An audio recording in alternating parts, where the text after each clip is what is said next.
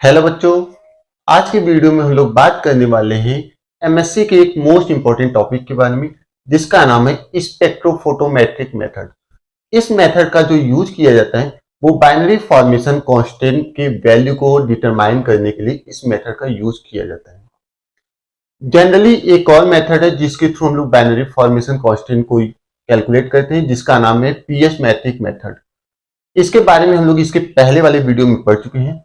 आज हम लोग स्पेक्ट्रोफोटोमेट्रिक मेथड के बारे में पढ़ेंगे। सबसे पहले हम लोग समझते हैं कि आखिरकार बाइनरी फॉर्मेशन कांस्टेंट होता है। तो फॉर्मेशन कांस्टेंट हमें ये बताता है कि जो हमारे रिएक्टेंट हैं वो किस स्ट्रेंथ के साथ आपस में जुड़ रहे हैं और कैसे कॉम्प्लेक्स को बनाते हैं। स्पेक्ट्रोफोटोमेट्रिक मेथड हमें इसलिए यूज करना पड़ता है ताकि इस मेथड के द्वारा हम लोग कॉम्प्लेक्स जो बनाए हैं और जो हमारा कॉम्प्लेक्स बनाने के लिए जो रिएक्टेंट यूज हो रहे हैं, उस रिएक्टेंट में जो हमारा मेटल आयन है, जो मेटल आयन है वो मेटल आयन किस वेवलेंथ के लाइट को एब्जॉर्ब कर रहा है और जो कॉम्प्लेक्स बन रहा है वो कॉम्प्लेक्स किस वेवलेंथ के लाइट को एब्जॉर्ब कर रहा है। इस बेसिस पे हम लोग दोनों में अंतर डिटरमाइन करते हैं और उसके थ्रू हम लोग क्या करते हैं, फॉर्मेशन कांस्टेंट को निकालते हैं।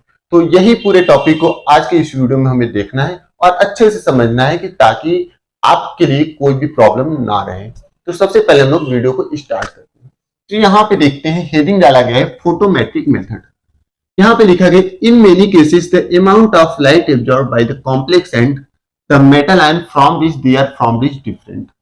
मतलब यहाँ पे कहने का मतलब है कि यहाँ पे आपको मेटल आयन दिख रहा है, यहाँ पे लिगेंड दिख रहा है। ये जो मेटल और लिगेंड दोनों आयन है और यहाँ पे क्या बना रहे हैं, कॉम्प्लेक्स बना रहे हैं। तो कॉम्प्लेक्स जो रहेगा वो कुछ और लाइट को एब्जॉर्ब करेगा और जो यहाँ पे मेटल आयन रहेगा वो किसी और वेवलेंथ की लाइट को एब्जॉर्ब करेगा, जिसकी वजह से हमें दोनों में डिफरेंस पता चलता है। क्योंकि अगर आप लोग बीएस लॉ को देखें तो बीएस लॉ हमें क्या बताता है कि जो कंसंट्रेशन सॉल्यूशन की रहती है वो लाइट की एब्जॉर्बेंस को कम और अधिक करती है। जैसे अगर कोई सॉल्यूशन है जिसका कंसंट्रेशन अधिक है तो जब लाइट उस सॉल्यूशन से पास कराया जाएगा तो उस लाइट के इंटेंसिटी को कम कर देती है।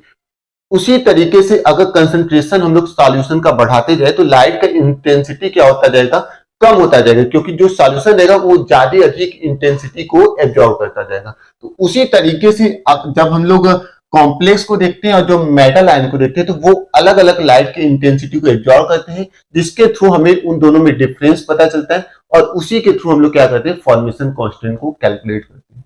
तो यहां तक आपको समझ में आ गया कि इसमें जो कॉम्प्लेक्स फॉर्मेशन होता है वो कुछ और लाइट को एब्जॉर्ब करता है और जो मेटल आयन होता है वो किसी और वेवलेंथ की लाइट को एब्जॉर्ब करता है। This change of absorbance has been used to determine the composition and the stability constant of the metal complex. और इसी एब्जॉर्बेंस, क्योंकि मेटल आयन यहाँ पे कुछ और लाइट को एब्जॉर्ब कर रहा है और जो कॉम्प्लेक्स है वो किसी और वेवलेंथ की लाइट को एब्जॉर्ब कर रहा है, जिसकी वजह से दोनों में डिफरेंस होता है और उसी डिफरेंस की वजह से हम लोग क्या करते हैं, मेटल आयन के बीच जो स्टेबिलिटी कांस्टेंट जो निकलता है उसकी वैल्यू को हम लोग क्या करते हैं, कैलकुलेट करते हैं। आगे देखिए, the relationship between the absorbance at a particular wavelength and the concentration is given by BS law which can be mathematically stated as A is equal to epsilon LC। यहाँ पे हम लोग अगर BS लॉ को थोड़ा सा देखें तो BS लॉ हमें क्या बताता है, BS लॉ हमें ये बताता है कि जो लाइट होती है वो अगर किसी होमोजीनियस मीडियम से पास कराई जाती है तो होमोजीनियस मीडियम द्वारा लाइट के इंटेंसिटी को, लाइट की चमक को कम कर दिया जाता है। वो जो लाइट की चमक जो कम होती है वो दो चीज पे डिपेंड करती है। एक तो हमारा जो सॉल्यूशन का कंसंट्रेशन है, कितना अधिक कंसंट्रेटेड सॉल्यूशन है उस पे डिपेंड करता है। एक चीज पे डिपेंड और करता है जो कि लेंथ ऑफ सॉल्यूशन, मतलब कितने बड़े बर्तन में या कितने बड़े कंटेनर में सॉल्यूशन को भरा गया है, दो चीज पे डिपेंड करता है। तो उसी के थ्रू, बीएस लॉ के थ्रू हमें A equal to epsilon LC का फॉर्मूला मिलता है। और A यहाँ पे क्या है, ये हमारा है एब्जॉर्बेंस, कि लाइट कितनी एब्जॉर्ब हो रही। एप्सिलॉन क्या है, मोल एक्सटेंशन कांस्टेंट। मोल एक्सटेंशन कांस्टेंट का मतलब यहाँ पे है कि किस वेवलेंथ को, मतलब कितनी वो वेवलेंथ की लाइट को एब्जॉर्ब कर रहा है, उसका कहने का मतलब है। एल क्या है, length of length of absorption cell, मतलब कितना बड़ा कंटेनर में वो रखा गया है, उसकी लंबाई क्या है। सी क्या है, कंसंट्रेशन ऑफ द कॉम्प्लेक्स, ये जो सॉल्यूशन बनके तैयार हुआ है उसका हमें कंसंट्रेशन कितना है, वो सी को इंडिकेट करता है।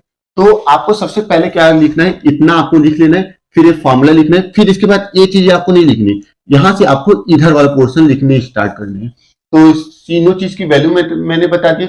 सी क्या है, कंसंट्रेशन ऑफ द कॉम्प्लेक्स है, एप्सिलॉन क्या है, मोल एक्सटेंशन कोएफिशिएंट है, और यल क्या है, length of the absorption cell है। क्लियर बात।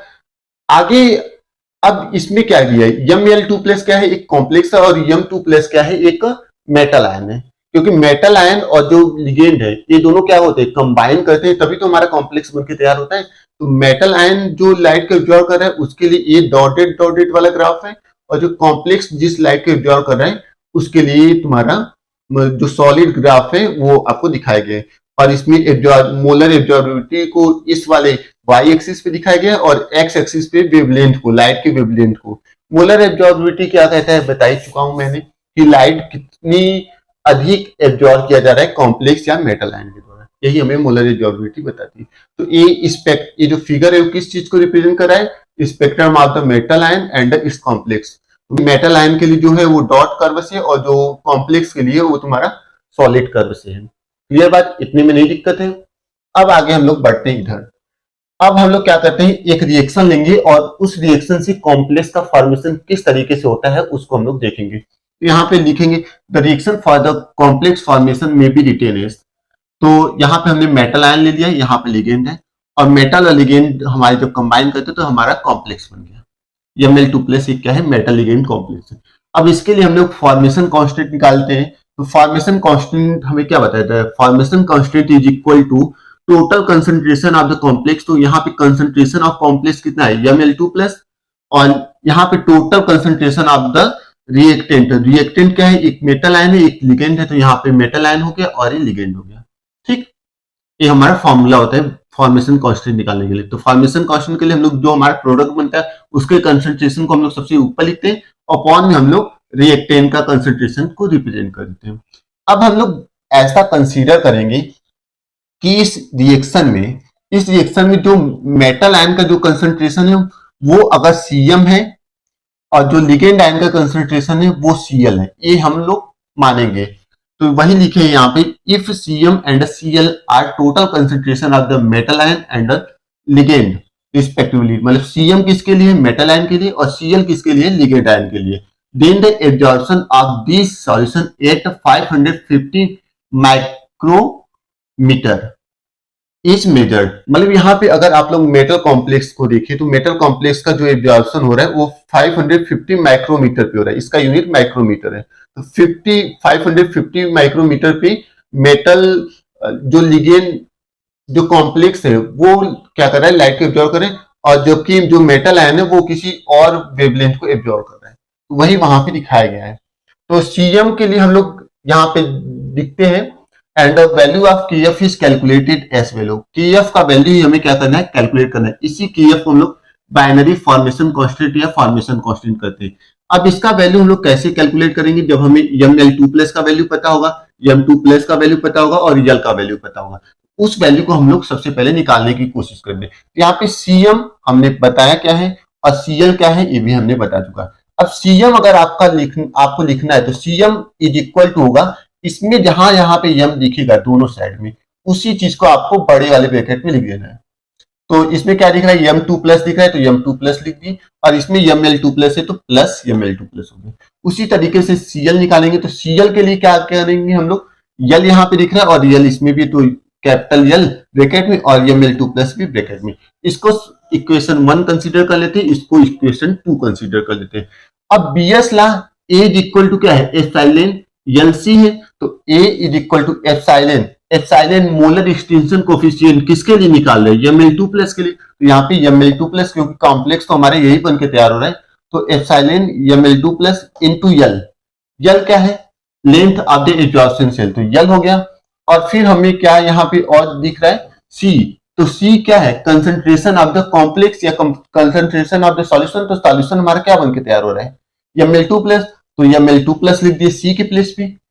ठीक, अब हम लोग यहाँ से ml2 प्लस का वैल्यू कैलकुलेट करेंगे। तो ml2 प्लस का वैल्यू कैलकुलेट करने के लिए इन दोनों वैल्यू को हमें इस साइड ट्रांसफर करना होगा। तो इस तरफ ट्रांसफर करेंगे तो ये अपान में आ जाएंगे, क्योंकि इधर मल्टीप्लाई हुआ है, तो इस तरफ जाएंगे तो डिवाइड में चले जाएंगे। तो a upon epsilon ml2 plus into L हो जाएगा। ये हमें ml2 प्लस का मिल गया वैल्यू, इसको हम लोग इक्वेशन 3 मान लेते हैं। तो यहाँ पे kf इज इक्वल टू क्या देख रहे हैं, ml2 प्लस अपान m2 प्लस इंटू एल है। तो ml2 प्लस का वैल्यू यहाँ पे हमें मिल चुका है। अब हमें m2 प्लस और l का वैल्यू क्या करना है, निकालना है। इस वाले इक्वेशन को देखिए, जो इक्वेशन नंबर 1 है, तो इसमें m2 प्लस दिख रहा है, m2 प्लस दिख रहा है। तो इसको अगर हम लोग क्या करेंगे, इस तरफ आने देते हैं और इसको हम लोग इस तरफ दे देंगे। तो वही यहाँ पे लिखा हुआ है। इस वाली इक्वेशन को देखिए और इसको देखिए, दोनों सेम इक्वेशन है। इस वाली इक्वेशन और इस वाली इक्वेशन को देखिए, दोनों सेम है। तो यहाँ पे अगर Cm is equal to m2 plus plus ml2 plus, तो m2 प्लस को हम लोग क्या करेंगे, इस तरफ दे देंगे, या हम लोग m2 प्लस को इधर ही रहने देते, इसको हम लोग भेजेंगे। तो ml2 प्लस को इस तरफ भेजेंगे तो ये इस तरफ जाएगा, तो क्या हो जाएगा, माइनस में। तो m2 plus is equal to Cm, A इस तरफ जाएगा तो माइनस में, तो माइनस ml2 प्लस।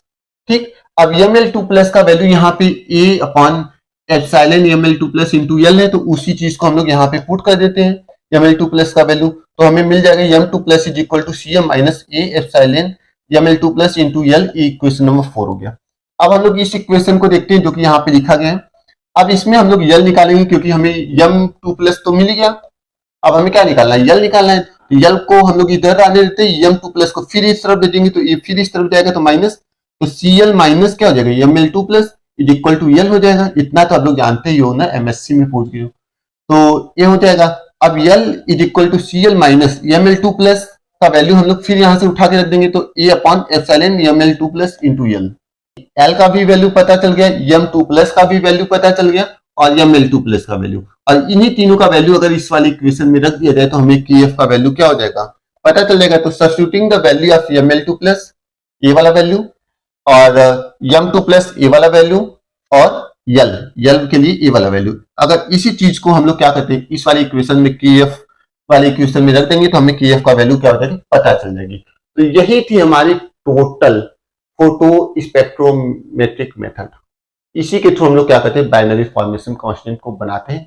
आप लोग बताइएगा कि आपको वीडियो कितनी % समझ में आई। क्लियर? तो फिर हम लोग मिलेंगे नए वीडियो के साथ, तब तक के लिए बाय बाय।